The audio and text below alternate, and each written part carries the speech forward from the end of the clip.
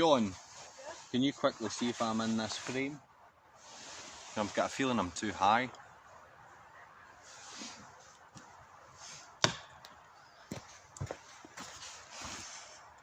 No, that's alright. Is my head in it? It's not like here. It's like it cuts off about there. I don't want it to look like I've got a big mad spaceship forehead. Where? Hang on. There. I'm in that. Mhm. For sure. Mhm. You're dead centre. Right. Thanks, son.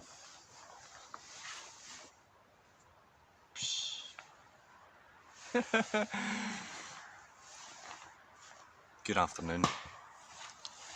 Got a permanent distraction. What I want to talk about today is something that happened to me last Thursday, and it's about violence and controlled force and the difference between the two. So I'll condense this story as short and with as much detail as possible, but the reason why I'm telling this story, I took a lot of time to reflect on the whole incident, and as you as a guy, put yourself in my shoes and think about what you would have done and the consequences of what you think you would have done or wouldn't have done.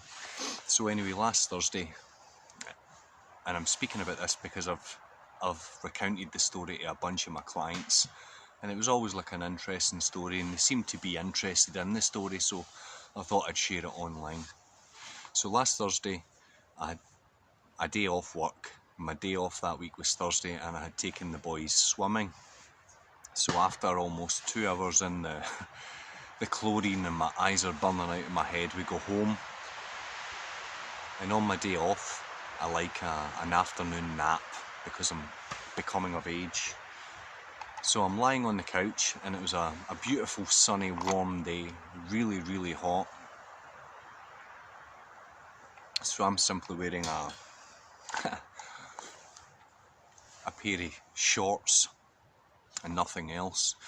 So I'm lying on the couch, the kids are outside playing on the trampoline in the back garden, and I'm lying there and I can hear a raised voice, a raised male voice, and I'm thinking, I don't recognise that voice close by the house, and I don't live in a bad bit. It's not the best bit in the world, but it's certainly not the worst, and it's generally quite a quiet place to live.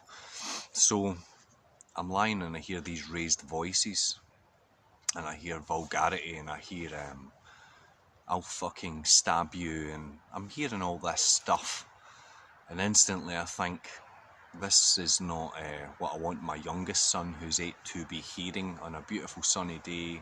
When it's 2 in the afternoon, everyone should be in good mood and no upset and peace. You've got to be my audience now.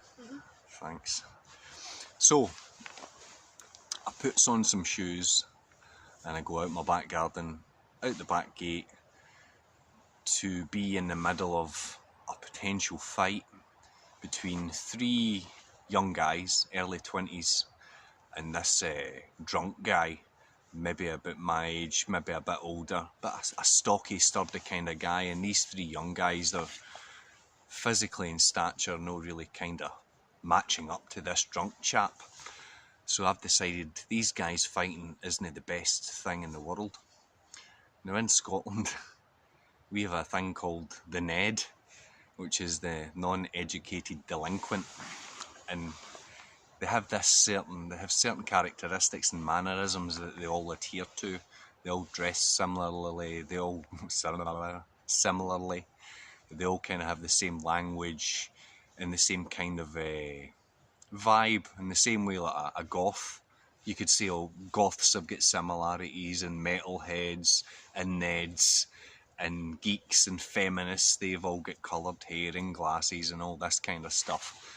But these guys were kind of, I'm not calling them Neds, but they were like this stereotype of young guy, aggressive, kind of verbally vulgar kind of young guys. So I've come between the 2 fighting parties, the 3 young guys on this side, which were small, medium and large in size, yeah, That would be fair to say. And the middle guy, he was really, really furious. He was taking on everything this drunk guy was saying like it was a personal direct attack on him, rather than just dismissing it as, this guy's drunk. He doesn't know me. He doesn't know about my life. I'm just going to let it roll off my shoulder like water off a duck's back. But this guy chose to take things very personal. And he's swinging punches at this guy, and I'm between them, holding them apart. And myself and the middle guy's two friends managed to calm this chap down and get him off the scene, where the drunk guy's still shouting, I'm going to burn your fucking houses down, I'm going to stab yous. There was loads of language between the two parties until the three guys decided to keep the peace and get out of Dodge, which left me with the drunk guy. So I'm trying to convince this guy to pick up his jacket and go away, because no doubt somebody has called the police. And although he's came and upset the peace and caused a bit of a nuisance, I didn't want to see the guy getting charged. I didn't want to see the guy's day going from bad to worse. So I'm encouraging the guy to go, and he's walking towards where the young guys were, and I'm trying to keep a bit of distance and shepherd him away from where the incident was. And then within the split of a second, the guy's tone toward me totally changed from me being this kind of neutral, keeping the peace guy, to, you're my new target. And at this point, there's an audience. I've got a bunch of neighbours, perhaps a dozen people. My oldest son is there. I sent my youngest son into the house because there's things I don't want him to see. And through this whole time, I'm keeping quite calm. I'm very, very calm. I'm not panicked, and I'm not worried. I'm calm. And as I'm kind of shepherding this guy away, he decides to grab my arm. And within a split second, I have grabbed this guy by his right arm, slung my right arm round his head, and launched this guy with a judo throw onto the ground and pinned him down and held him down on the grass. And he's shouting, I'm going to fucking kill you, I'm going to stab you, I'm going to do this and do that. Whereas I'm thinking to myself, there's no way he's doing this. And I says to the guy, look, please try and get up, because you are not getting up. I can hold you down here as long as I please, because I know what I'm doing. At that point, if I chose, I could have been smashing my forehead through his face, elbowing him, biting him, all sorts of things, but I'm holding him. I don't want to end up killing this dude or knocking this guy out, and it goes bad for me. So as the guy's tiring out and the fight is leaving him, I'm asking him, are you calm? Can I let you up? Can I let you up? And he says, yeah, I'll get up, I'll get up.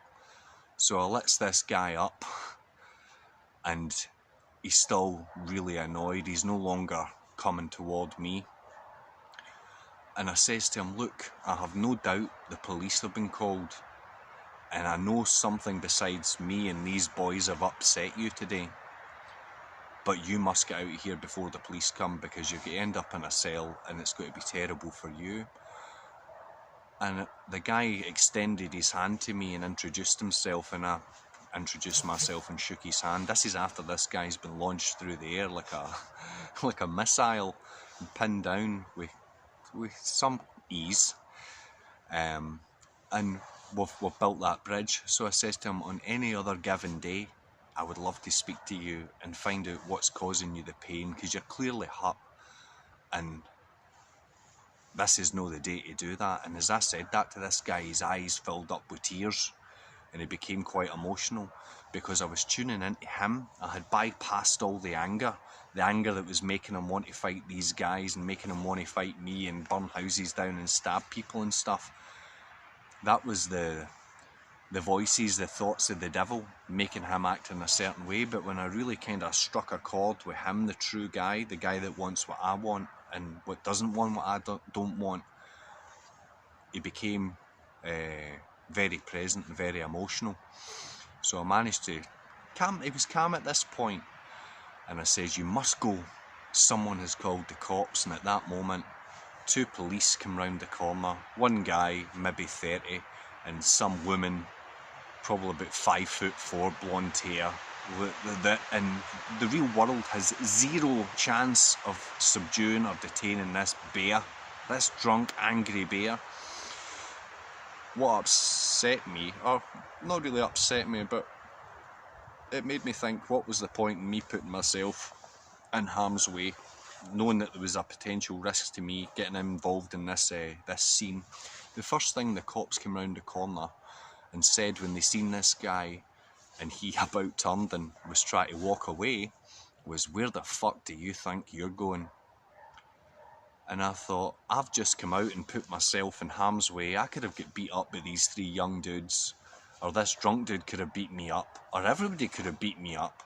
And the only reason I put myself in that situation was because the language was not appropriate for the kids, which there are many round about me, my children, for the time of day, and just against the natural peace where we live. This guy was out of order for the time. And I put myself in harm's way to deal with that without getting the cops involved, without this guy having to go to the jail, to save these young three guys kicking the hell out of this drunk dude and them going to jail. This old drunk dude going to hospital, or one of the young guys going to hospital. I was trying to keep things neutral so nobody had a really shitty day. Then for the cops to come round and do that, I thought, if these guys weren't wearing the uniforms and the sprays and the batons and the handcuffs, I would have had something to say. But seeing this, I just said to whoever was present, don't mention I was even here, and I went into my house. Reflecting on it, I thought, you know what? That was the best possible outcome for everybody that day. Like I say, the drunk dude didn't get his head stomped by three young angry guys. The three young angry guys didn't stomp that old drunk dude and end up in the jail. The drunk dude didn't end up in the hospital. I didn't end up in the hospital because I intervened. If I hadn't intervened, that would have went very bad. And I'm grateful to the fact that I take the time to be aware of my physical capabilities enough where I can be confident in going amongst four guys or what to fight. And if someone's coming towards me, I can deal with it. I'd hate to be that guy who is lying on the couch having a nap on his day off and hears that, and the wife or the kids come in and say, "There's this angry drunk guy outside saying he's going to burn houses down and stab people." And I would hate to be the guy that disappears upstairs and hides under the bed or sends out his wife or girlfriend or something. As a father and as the head of your house, it's your duty to keep things safe and keep the peace, and also to be an example. And what I loved about the situation was my oldest son was there, and he seen that even though violence was coming towards me, I didn't fight violence with violence. I met the violence with force and a level head. In the past, and I've not had a street fight for many, many, many years, but I've had lots of fights, whether it be taekwondo, and judo is a tough sport to be in, so I'm used to being thrown about and knocked about.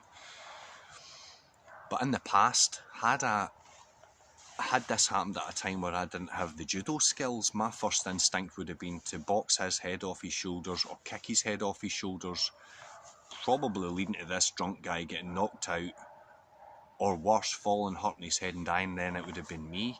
I'm so glad that I've learnt the skill set and I've had the training partners and the coaches to be able to give me fundamental skills to deal in this certain type of situation with reasonable force to keep the peace, and nobody was really harmed. At one point, one of my neighbours was saying, "What, you don't kill him, John?" The last thing I'm doing is killing someone. If I wanted him unconscious, he would be unconscious. But I didn't want him unconscious. I wanted him to go home and sleep it off and then deal with whatever's giving him the anger, rather than adding to the misery of his life, where he remembered or not the next day, I was knocked out yesterday and I don't even know why, or I'm in hospital today and I don't even know why. I don't want me to be the cause of that. So the best thing I did was throw him, control him, hold him, calm him, and de-escalate the situation. And it was in front of my son, so he knows his dad isn't some shit talker. Well, if this was to happen, I would just do this, this and this. I'm not that guy. He sees what happens. when a situation arises, he sees it with his eyes and hears it with his ears. He has real life experience rather than me filling his head with shit, saying if someone was a threat to you or your family, I would go out and knock them out or whatever. That's filling his head with nonsense. And if he doesn't see how to really approach it, he could go out and knock some guy out and end up in the jail, or really hurting someone, or using too much force where required. Composure is a wonderful thing. And in past street fights, my heart has went at 300 miles per hour. My legs have been stuck to the ground that real heavy way, and it's laborious.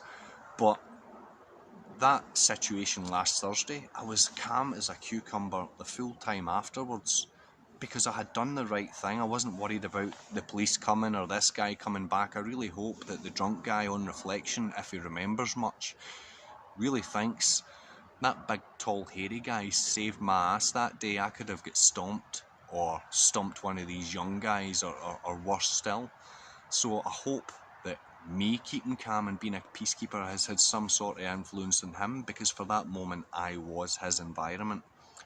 It wasn't the environment that normally gets him angry, and teaching him fighting's the best way. He's seen, or hopefully he sees, that the level-headed, measured approach to situations and keeping the calm and keeping the peace is always the best way, and it's always the best example for eyes that are watching. So again, put yourself in my position. What do you think you would have done? If you think you would have done what I did, then fantastic, you're one of the good guys. But if you're saying I would have went out and smashed everybody and knocked everybody out and stuff, that's the problem. I could have went out and did that, and it wasn't that I chose not to. It didn't even come into my head. What I did was the right thing.